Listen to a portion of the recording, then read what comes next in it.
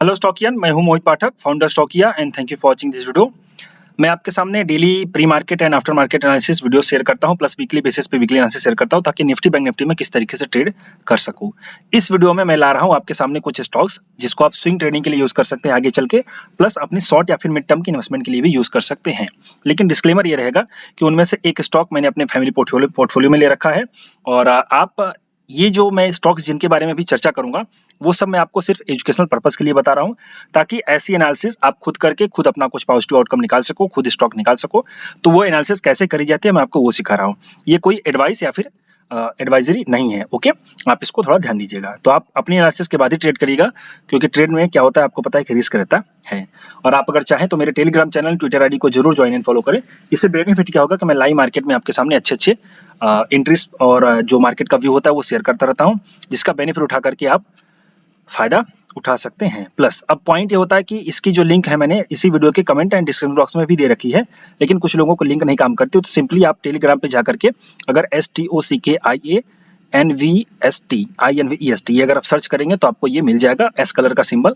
आप ये चैनल देखिए जस्ट आप इसको ज्वाइन कर लीजिए। ओके, चलिए इस वीडियो में मैं आपके साथ शेयर करने वाला हूँ कुछ स्टॉक्स जिनको आप short term plus mid term के लिए भी यूज कर सकते हैं।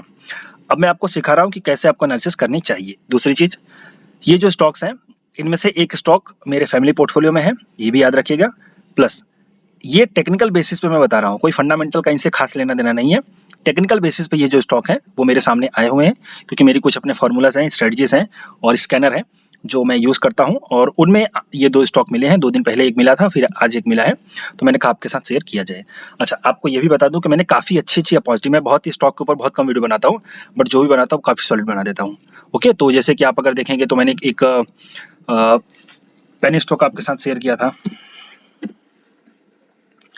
ये आपका हेलीकॉप्टर वाला भी मैंने शेयर किया था, 9 महीने में पैसा डबल, ये सालज इलेक्ट्रॉनिक दिया था, और एक सालज इलेक्ट्रॉनिक का भी मैंने वीडियो बनाया था आपके साथ। आई थिंक वो भी 196 पे मैंने वीडियो बनाया था, उसके ऊपर अभी 300 चल रहा है। प्लस कृष्णा फॉस्केम का मैंने आपके साथ एक वीडियो बनाया था। ओके, तो कृष्णा फॉस्केम आपका डबल हो गया। तो ऐसे क्या होता है कि अपॉर्चुनिटीज मैं आपके साथ शेयर करता रहता हूँ, प्लस डिटेल्ड एनालिसिस होती है मेरी, तो आप उसको अगर देखेंगे डेली बेसिस पे तो आपको बेनिफिट होता रहेगा। सो स्टॉक्स का नाम आपके सामने रिवील कर देता हूँ सबसे पहले, क्योंकि उसी की जरूरत है आपको। तो पहला स्टॉक जो है वो ये रहा, Bajaj electrical. Okay, Bajaj electrical ये स्टॉक है एक, और दूसरा स्टॉक है टीवीएस इलेक्ट्रॉनिक्स, और जो तीसरा स्टॉक है ये है आपका सिगाची इंडस्ट्रीज लिमिटेड। ओके, तो ये तीन की तीनों टेक्निकल बेसिस पे मेरे सामने आए हुए हैं, तो मैं आपको इसको बता रहा हूँ।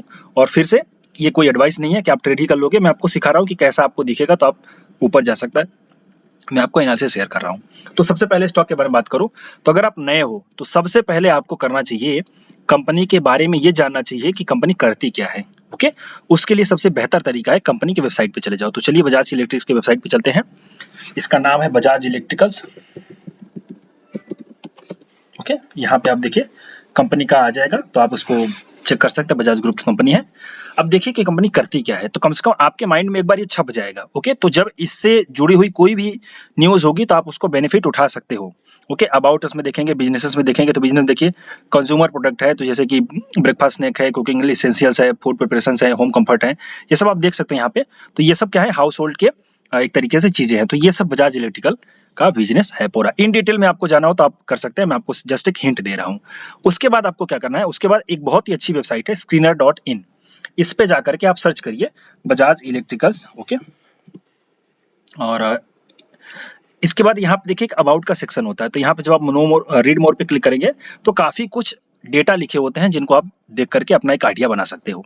ओके, तो मैं आपको हिंट दे रहा हूँ, चूंकि आप नए हो, अगर आप पहली बार आए हो, मार्केट में जुड़े हो, तो आपको ये चीज पता नहीं होगी भाई कंपनी के बारे में कैसे पढ़ें, तो मैं आपको वो सिखा रहा हूँ कि कंपनी के बारे में आप पढ़ कैसे सकते हो, ताकि आपको कुछ ना कुछ समझ आए कि कंपनी करती क्या है, और आपको एट लास्ट कि उसमें कुछ करना है या फिर नहीं। ओके, तो पहला स्टॉक है बजाज इलेक्ट्रिकल्स। अभी मैं आता हूँ टेक्निकल पे और स्टॉक्स का आपका इंट्रोडक्शन करवा दूं। दूसरा है टीवीएस इलेक्ट्रॉनिक्स, आप अगर इसमें भी जाएंगे तो चलिए मैं यहीं पे बता देता हूं, आप वेबसाइट पे चले जाइएगा।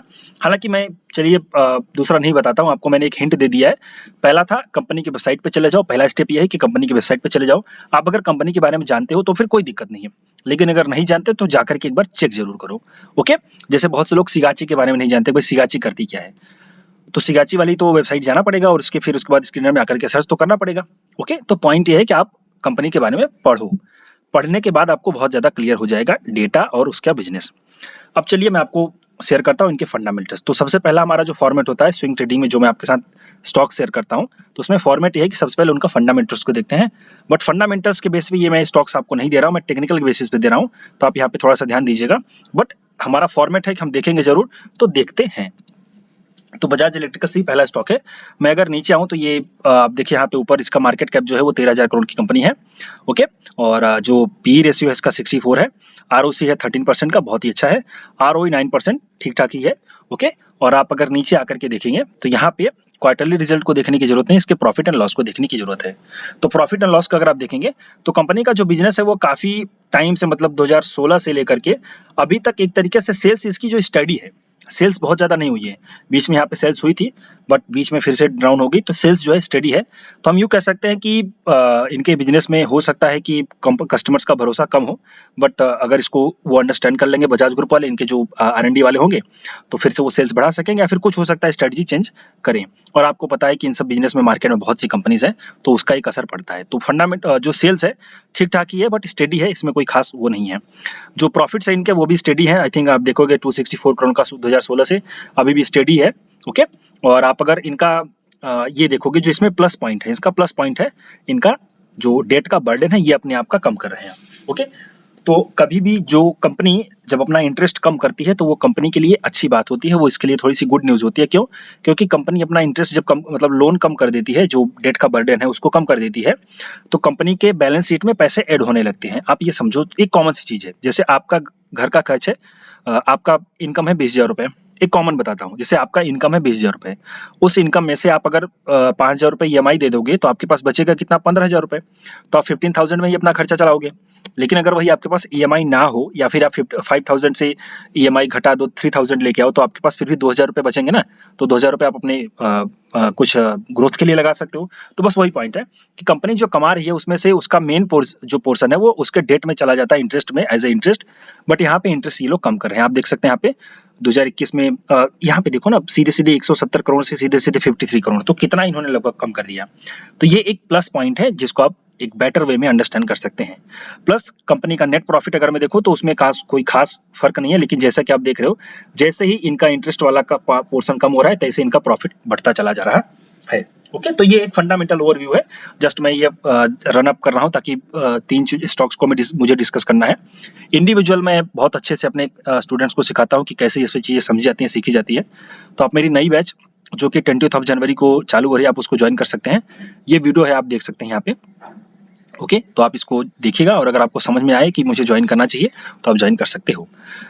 और आगे मैं चलूँ, देखिए आपको एक फैक्टर और देखना चाहिए, आपका जो गोरे हैं, गोरे आए हुए हैं कि नहीं आए हैं। तो गोरों को अगर मैं यहाँ पे देखूँ तो गोरों ने अपनी थोड़ी सी होल्डिंग बढ़ाई है। ओके, जो पिछला आपका जून के बाद सितंबर वाला क्वार्टर था, तो सितंबर वाले क्वार्टर में थोड़ी सी बढ़ाई है, मतलब अगर देखेंगे इसको ओवरऑल तो बढ़ाई हुई है, बट बढ़ाई है तो उनका थोड़ा सा कॉन्फिडेंस है। ओके, तो गोरों ने अपनी होल्डिंग को बढ़ाई है, तो ये एक प्लस पॉइंट है। अब हम इसके टेक्निकल पे आते हैं। तो टेक्निकल में अगर मैं सबसे पहले, आपको पता है मैं मंथली दिखाता हूँ, आपको मंथली देखना भी चाहिए। तो मंथली अगर मैं देखूँ तो यहाँ पे स्टॉक का जो ट्रेंड है वो क्या है, यहाँ पे अंडरस्टैंड करते हैं। तो मंथली में जो स्टॉक का ट्रेंड है वो साइडवेज है। ओके, तो बुलिश रन में था, उसके बाद साइडवेज हो गया। अब इसके बाद वीकली में चलते हैं। वीकली में जो स्टॉक है आपका बुलिश ट्रेंड में था, फिर साइडवेज हुआ, तो एक तरीके से आप यूँ कह सकते हो कि फ्लैग एंड पोल टाइप कुछ पैटर्न बना करके फिर ये ऊपर जाने का ट्राई कर रहा है। अगर मैं आपको फ्लैग एंड पोल दिखाऊं तो यहाँ पे आपको एक मिनट,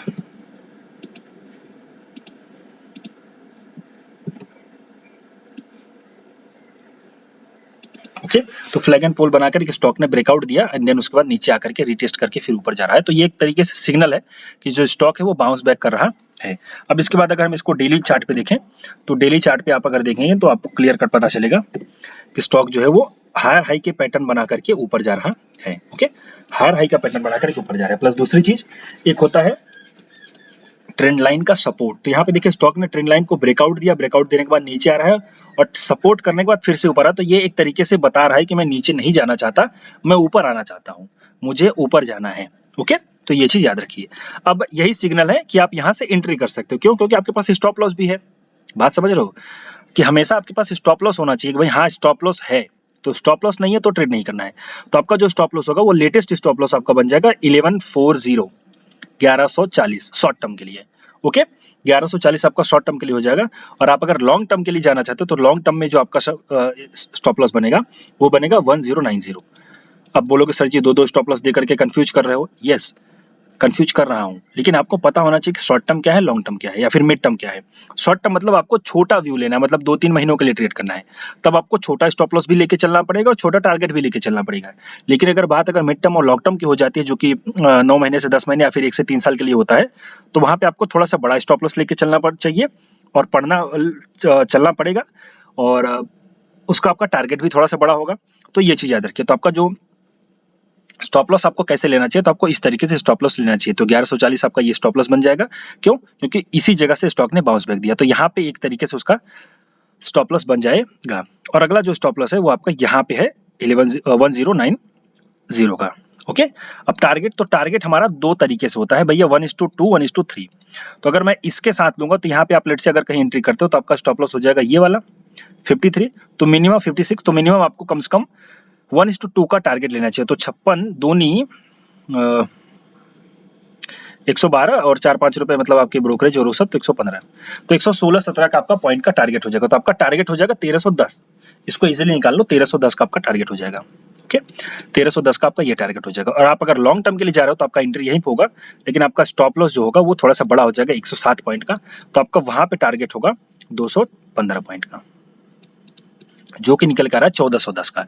तो 1310, 1410 2 पॉइंट का आपका टारगेट है।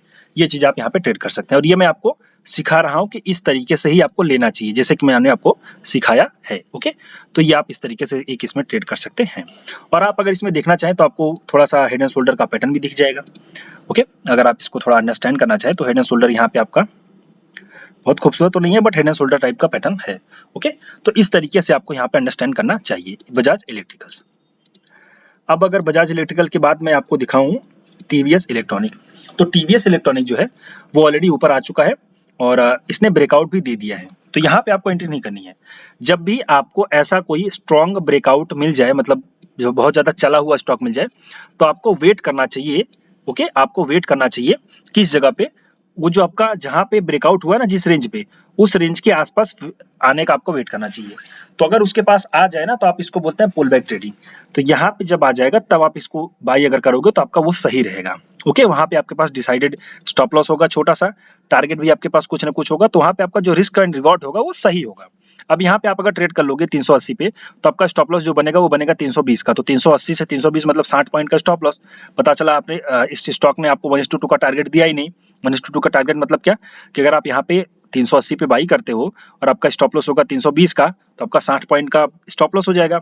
62 या 120 आपका टारगेट होगा, तो 120 पॉइंट इसको चलना भी तो है। चल पाएगा कि नहीं चल पाएगा बेचारा, पता चला थक गया। ओके, तो यहाँ पे आपका रिस्क एंड रिवॉर्ड जो होगा फेवरेबल नहीं होगा। तो आपको वहां पे जो है कि एंट्री सही जगह पे करनी चाहिए, ताकि आपका पुल बैक पे एंट्री हो और आप रिस्क रिवॉर्ड आपका फेवरेबल हो। तो आप एंट्री कहाँ पे आपको करनी चाहिए, आपको जब भी ये स्टॉक मिल जाए 340, 340 के अगर नीचे मिल जाए स्टॉक, तो आपको एंट्री कर लेनी है। वहां पे आपका जो स्टॉप लॉस होगा वो 320 का होगा, 320 का। ओके, तो 20 पॉइंट का आपके पास स्टॉप लॉस होगा और टारगेट आपका होगा 1:2 के हिसाब से, मतलब 340 और प्लस 40, तो आपका 380, मतलब वही 380 से 400। तो 2 टारगेट आप इसमें लेके चलोगे, 380 एंड 400 का आपका टारगेट हो जाएगा। इस तरीके से आपको प्लान करना चाहिए जब भी आपको कोई ऐसी अपॉर्चुनिटी मिले तो।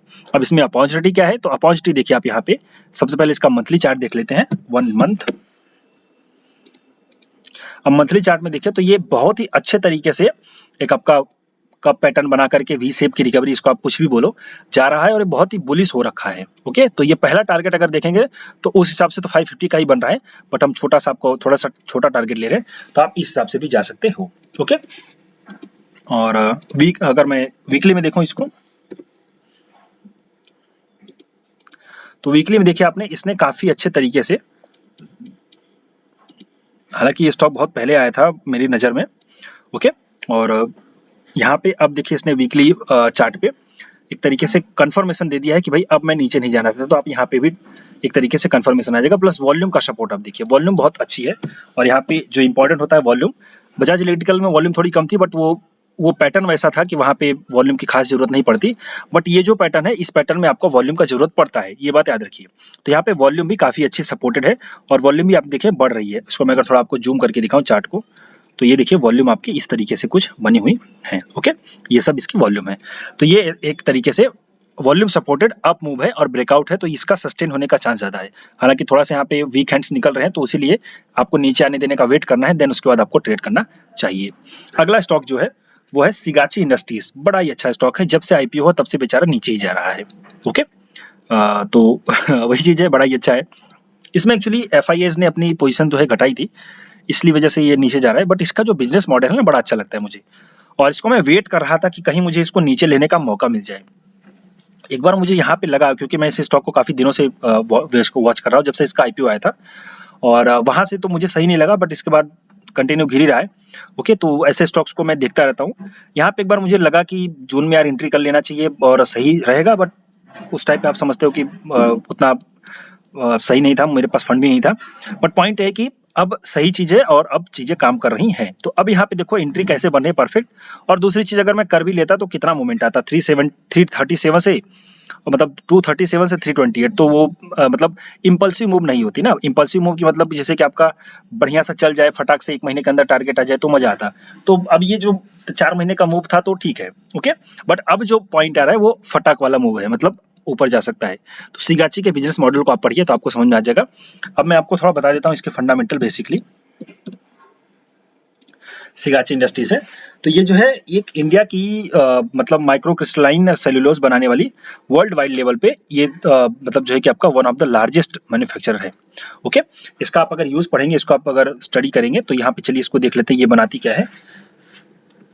इसके जो बिजनेस है इसको मैं अगर स्टडी करके देखना चाहूँ कि यहाँ पे इसका अगर मैं सेल्यूलोज,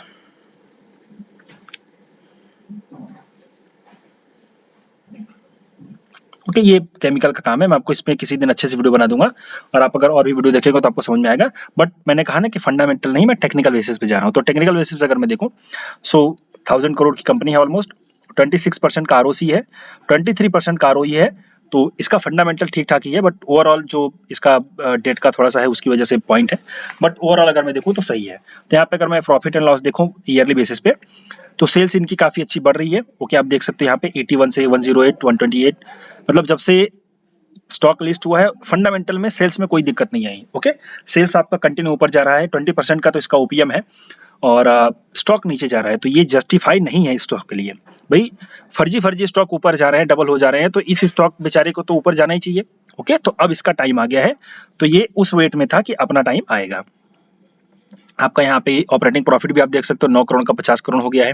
ओके, तो ये बहुत अच्छी बात है। यहाँ पे जो डेट का बर्डन था इन्होंने भी कम कर रखा है, और आप अगर नेट प्रॉफिट देखेंगे तो नेट प्रॉफिट भी आपका इनका बढ़ा हुआ है। अब यही बात मैंने कहा ना, जो एफआईएस बेच रहे थे इसकी वजह से, तो यहाँ पे आप देखोगे अगर, तो इनका जो होल्डिंग था वो नीचे जा रहा था, बाद में इन्होंने जून में एक्वायर कर लिया और फिर उसके बाद ये निकल गए। तो पता नहीं क्या इनको सोच है, बट हो सकता है जून में देखो, सितंबर में निकल गए हैं, लेकिन अब यहाँ पे देखोगे आप तो ये एक्यूमुलेशन हुआ है। आप यहाँ पे वॉल्यूम देखो। ओके, सी एक चीज याद रखो, मैं बड़ा अलग तरीके से सोचता हूँ। डेटा हमें मिलेगा 3 महीने बाद, और तब तक प्राइस भाग चुकी होगी, तो इसका क्या ही भरोसा। हम टेक्निकल को लेके चलते हैं ताकि पता चल जाए कि भाई कुछ ना कुछ यहाँ पे कोई ना कोई बड़ा आदमी जरूर घुसा है, क्योंकि वॉल्यूम आप देखो इसमें, वॉल्यूम कहाँ गई भैया तू, अच्छा ये रही 5.45 मिलियन। ओके, 5.45 मिलियन, इतनी बड़ी वॉल्यूम कब बनी थी देख लेते हैं। एक काम करते हैं, इसके ऊपर एक डंडा बना लेते हैं ताकि हमें पता चल जाए। ओके, इतनी बड़ी वॉल्यूम कब बनी थी वो देख लेते हैं।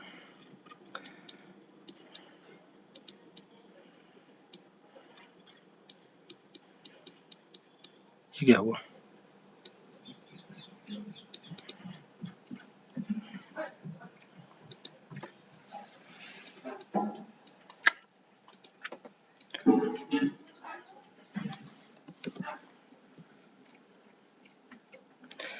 इतनी बड़ी वॉल्यूम कहीं जनरेट नहीं हुई है। ओके, इतनी बड़ी जो वॉल्यूम है कहीं जनरेट नहीं हुई है, ना आईपीओ के टाइम पे हुई थी ना कहीं हुई थी। ओके, तो इसका मतलब ये कि इनके प्रोमोटर्स जो है उन्होंने नहीं बेचा हुआ है अपने स्टॉक। मैं देख लेता हूँ एक बार, इस टेक्निकल से मुझे ये आइडिया मिल रहा है, बट फिर भी मैं कंफर्म कर लेता हूँ। प्रोमोटर्स कहाँ गए,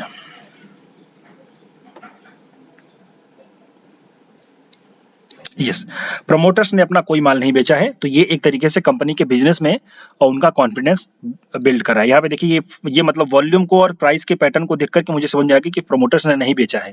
ओके, और वो भी कंफर्म हो गया। तो पॉइंट है कि ये कंफर्मेशन है कि भाई उनका अपने बिजनेस में भरोसा है। ओके, और यहाँ पे अब रेंज क्या है और मुझे कैसे मिला, तो मेरा एक स्कैनर है जिसको मैं रन करता हूँ, उसमें ये स्टॉक आ गया। अब यहाँ पे देखेंगे आप, तो ये प्रॉपर साइडवेज का कंसोलिडेशन, एकदम साइडवेज का कंसोलिडेशन, और देन उसके बाद ब्रेकआउट, कंसोलिडेशन, साइडवेज पूरा बहुत अच्छे तरीके से, कंसोलिडेशन के बाद ब्रेकआउट, और विथ वॉल्यूम, बहुत बड़ी वॉल्यूम के साथ यहाँ पे ब्रेकआउट हुआ है। तो ये एक तरीके से कंफर्मेशन है कि इसमें कहीं ना कहीं कोई बड़े आदमी ने एंट्री ले रखी है। ओके, पता चला 3 महीने बाद पता चले कि गोरे घुसे थे, तो वो चीज तो बाद में दिखेगी, हम यहाँ पे अभी देख रहे हैं। तो अब इसमें एंट्री कैसे चेक करनी चाहिए, तो यहाँ पे आपका ये रहा ब्रेकआउट। ओके, ये आपका ब्रेकआउट हो गया है। अब आपको इसमें एंट्री ऐसे करनी चाहिए कि थोड़ी क्वांटिटी आपको यहाँ पे बाई कर लेना चाहिए, क्योंकि हो सकता है कि भाग भी जाए। ऐसे केस में जब भी बड़ा वॉल्यूम हो, काफी अच्छा रेंज का ब्रेकआउट हो, तो इस केस में बाई करना है। मैं आपको एडवाइस नहीं कर रहा हूँ, मैं आपको बता रहा हूँ कि ऐसे आपको बाई कर लेना चाहिए। ओके, ये बात बड़े अच्छे से याद रखना। मैं फिर से बोल रहा हूँ, मैं कोई एडवाइजर या फिर टिप नहीं दे रहा हूँ, मैं रिसर्च करना सिखा रहा हूँ। ओके, तो यहाँ पे जब भी ऐसा कोई अपॉर्चुनिटी मिलता है तो आपको थोड़ा सा स्टॉक बाई कर लेना चाहिए, 50% क्वांटिटी। देन उसके बाद अगर वो नीचे आ भी जाए तब आपको 50% क्वांटिटी लोड करनी चाहिए, और आपका स्टॉप लॉस जो होगा होना चाहिए, वो स्टॉप लॉस यहाँ पे 270 का रखना चाहिए। ओके, तो आपका जो एवरेज कॉस्ट अगर मैं पकड़ता हूँ 300 का होगा, तो 270, 30 पॉइंट का आपका स्टॉप लॉस निकल के आ जाएगा। ओके, तो 30 पॉइंट के स्टॉप लॉस के साथ अब इसमें टारगेट कैसे लेना चाहिए, तो आपको इसमें मिनिमम 1:3 का टारगेट लेना चाहिए। ओके, मिनिमम 1:3, तो आपका 300 का अगर एंट्री होगा, ओके, और 30 पॉइंट का स्टॉप लॉस होगा, तो 1:3 के हिसाब से आपका 90 पॉइंट, तो 390 से लेकर के 400 का आपका टारगेट होना चाहिए। और ये आने में टाइम भी लगेगा, कम से कम 1 साल का आपको टाइम देना पड़ेगा। तो 1 साल के टाइम में आपका 400 का टारगेट ले सकते हो, और जो आपका मुझे लेटेस्ट वही 400 का ही दिख रहा है, चार्ट पे भी जो मुझे दिखाई दे रहा है। तो एज पर हमारा जो रूल है, मतलब रिस्क एंड रिवॉर्ड, उसके हिसाब से भी वही दिख रहा है। 390 के बाद 10 रुपए और ले लेते हैं, ताकि ब्रोकरेज वोकरेज का खर्चा भी निकल जाए। ओके, और इंटरेस्ट भी कैपिटलाइज ना हो, प्लस इसके बाद यहाँ पे जो आपका टेक्निकल बेसिस पे जो मिल रहा है वही मिल रहा है, तो आपको यहाँ पे इस तरीके से ट्रेड कर लेना चाहिए। सो एक प्रॉपर एनालिसिस थी, और अगर टेक्निकल बेसिस सही थी और कोई एडवाइजर नहीं थी, और आपको ट्रेड कर लेना चाहिए। और सालजर इलेक्ट्रॉनिक्स मैंने आई थिंक आपको डिस्कस नहीं किया, मैं बाकी रह गया। ओके, इसमें नहीं है, तो सालजर के बारे में डिस्कस कर लेते हैं एक बार। सालजर इलेक्ट्रॉनिक्स भी अगला स्टॉक ही है। ओके, और इसके ऊपर मैंने वीडियो बनाया था प्रॉपर बेसिस पे, आप अगर देखेंगे तो सालजर इलेक्ट्रॉनिक का मेरा वीडियो था,